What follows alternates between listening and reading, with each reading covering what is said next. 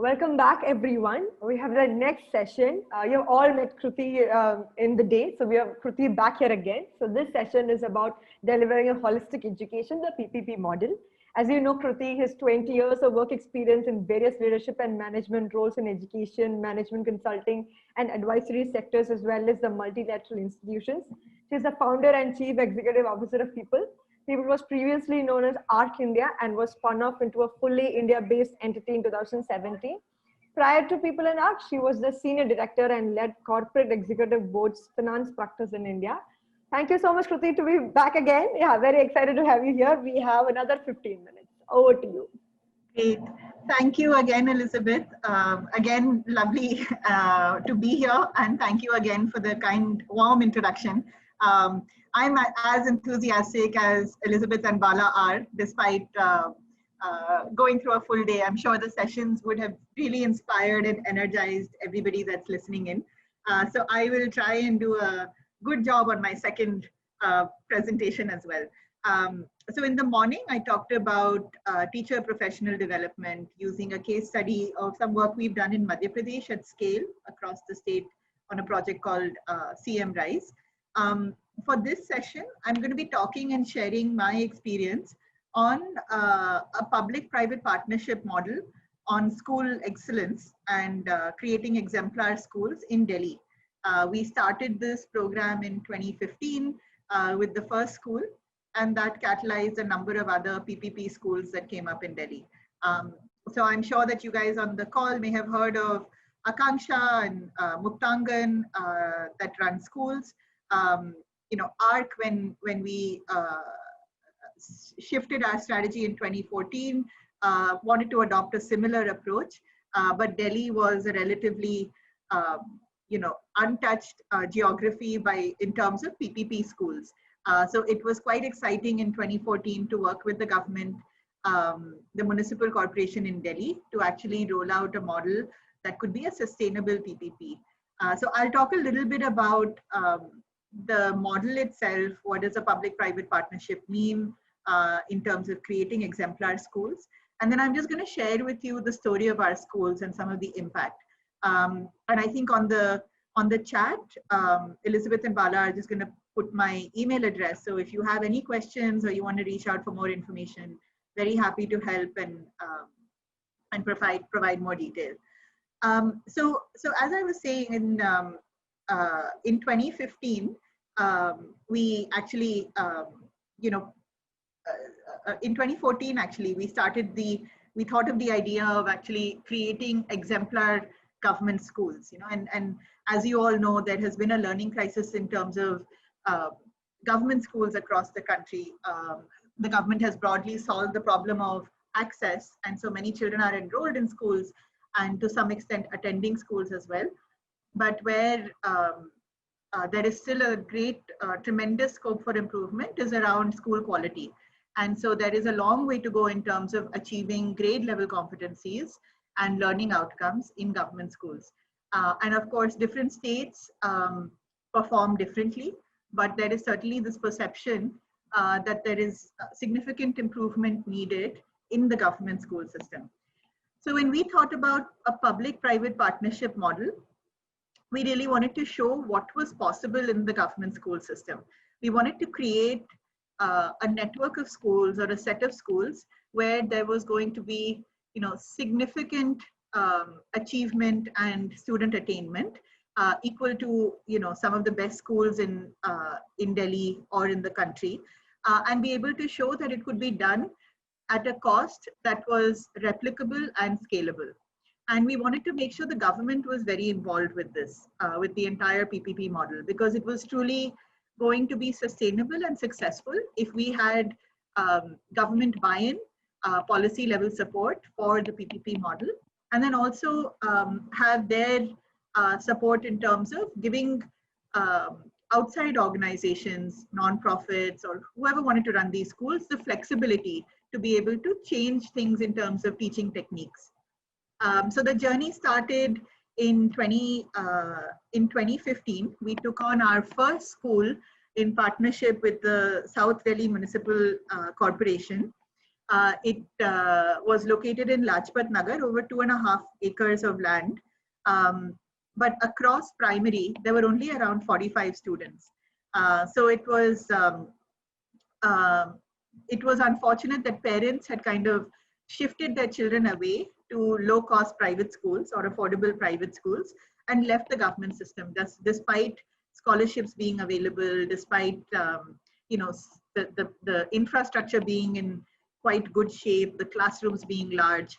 And so we wanted to really change that perception in partnership with the SDMC.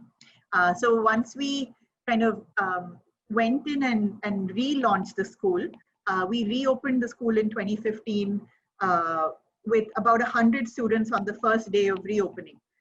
And so immediately that led to a lot of folks kind of trying to understand what was happening differently at this Lajpat Nagar school that could actually get kids back into the school. And what was it that was being done in the classrooms that was actually convincing parents to come back to a government school setting. I'll talk a little bit about that and make that real for you. In terms of where we were in 2015 when we opened that first school, we started with 100. Today we now have a network of 3 schools directly impacting about 1,000 children.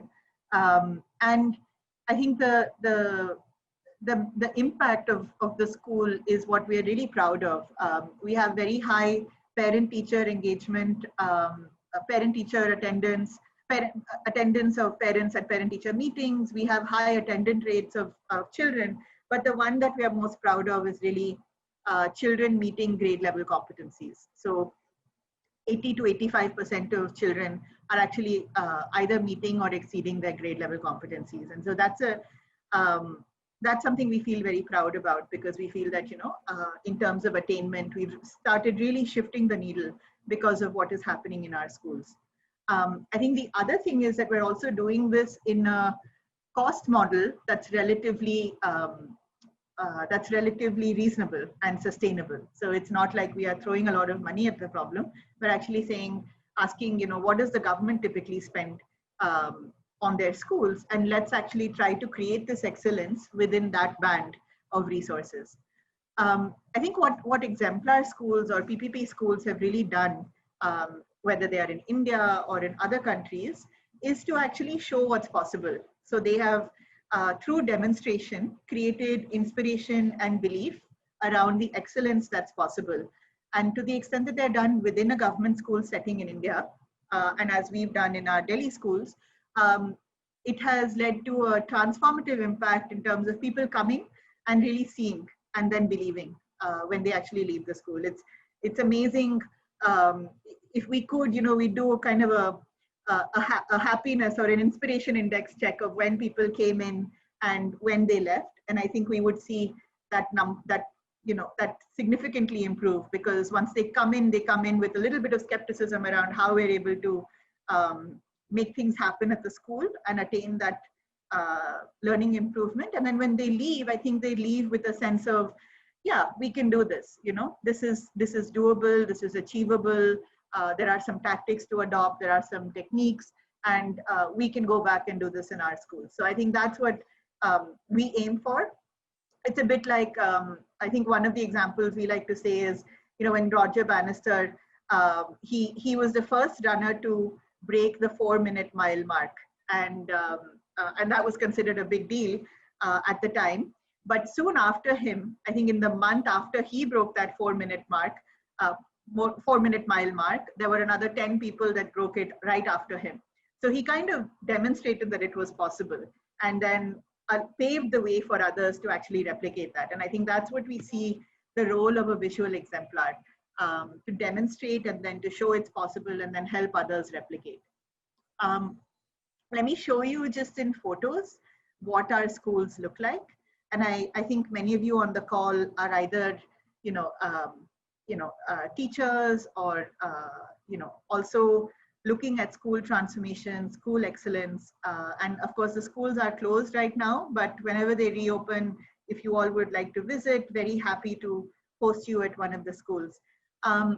So the government schools are, good infrastructure, but typically because there is a shortage of, enrollment, the classrooms are not, the classrooms are not kind of child friendly or not as vibrant. And so one of the things is really to kind of, for us, focus on creating learning spaces, right?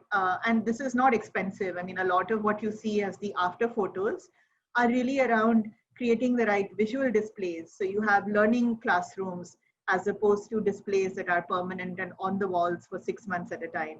You've got tables which encourage a lot of peer learning. You've got them at, a low level so that younger children can actually, find it comfortable to sit. We have mats which encourage kids to kind of come in and do a little bit more, close teaching with the teacher. And then there is, a lot of resources that we use. Again, not very expensive, but just resources that we use, whether it's to teach maths or English or science, that just kind of brings, that immerses the child and helps the child understand concepts much better. I think in terms of the approach, there is a holistic approach to education that's taken. I think there are 3 parts of that holistic approach, and these are, the children come from the children that study at the schools come from relatively kind of low income backgrounds where average household income is between 7,000 to 9,000 rupees, and multiple siblings in the household. But and so there is the children often don't have support at home. So we try and give them as much as possible during that active learning time in the classroom, and then work very closely with the families and parents to make sure that they're also getting some support at home, or that they can have the right environment to, also continue a little bit of learning at home. I think what we do at the school, I think there are 3 main areas of focus, and this is why it's holistic. One is how we work with students, how we actually train and build the capacity of teachers, and third, how we actually work and support parents as key stakeholders in the process. I think for the students, again, these are just photos of the school. There is a strong focus that we have on classroom management. So there's a lot around structure, routine, classroom practices that will actually, timetables, teaching learning materials, a lot of structure that goes into what our school day looks like, how that's structured, what happens every hour. One of the key phrases that our teachers constantly hear is no time wasted. So even when children are moving from the mat to the table, there is learning that's happening because they're counting to 5, as they're making that transition. So there are lots of things that happen, and the constant focus is really around no time wasted, a lot of structure that we bring in to the schools. For the teachers, there is a lot of training that happens, continuous professional development. There is pre-service training, there's in-service training, but I think what's most important is just observation and coaching that's done by the academic coordinators of the teachers themselves. And so there's a lot of feedback that the teachers get around additional tactics and strategies that they can use, workshops that they have where they can discuss with their colleagues, and then just support that they can pull together for creating additional resources. And the third part is really around treating parents as key stakeholders in the process, right? So engagement with parents is critical for us. Attendance in our PTMs is upwards of 95%. And a lot of that happens because, again, there has to be from the get-go, very, very, it has to be, the relationship with the teacher and with the school has to be a strong, trusted one. We are taking care of their children, so we want to make sure that they understand what's happening in the school. There are follow-up visits that happen in the community for the parents and the families. The child doesn't attend, there's regular discussion. And then making sure that we have the parent as key stakeholder involved in the progress of their child through the parent-teacher meetings, through the progress reports, and then also making sure that we're getting feedback from parents around what we can be doing better. So we have regular monthly meetings where parents can come in, talk to us. We also invite parents to sit in on the classrooms to see what's happening. And so there's no better way to actually, we think, get parents invested than this. And once the parents are truly invested and are partners in our journey, it just becomes so much easier to actually get the child on that virtuous cycle of learning. So I'll just end with, just some,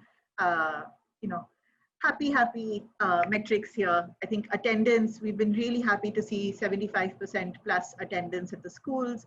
I talked about learning outcomes. I think this is one that we feel really proud of, where children are either meeting or exceeding grade level expectations across the board, across all grades. And then really happy about the level of parent investment that happens at the school. I think in terms of outcomes themselves, typically across maths and Hindi, we've seen 2 to 3 times better performance compared to government schools, and 8 to 15 times better in English. So doing assessments is a key part of our work, and we want to make sure that children are regularly making progress and achieving grade level competencies.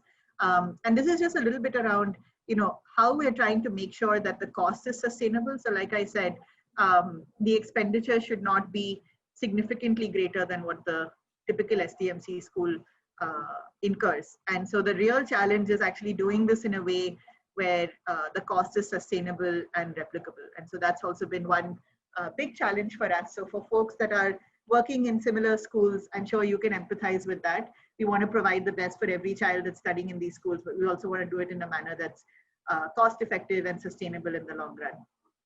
So I hope that was helpful. I realize that I'm at time. But again, just want to mention, if once schools reopen, and hopefully they will, once the pandemic is behind us, if anybody would like to come and visit, very happy to host you at the school. These are just more photos of the type of kind of holistic education that we provide. And my email address is going to be provided in the YouTube chat comments. So feel free to reach out with questions that you have, or if you want to just reach out to tell me about your work.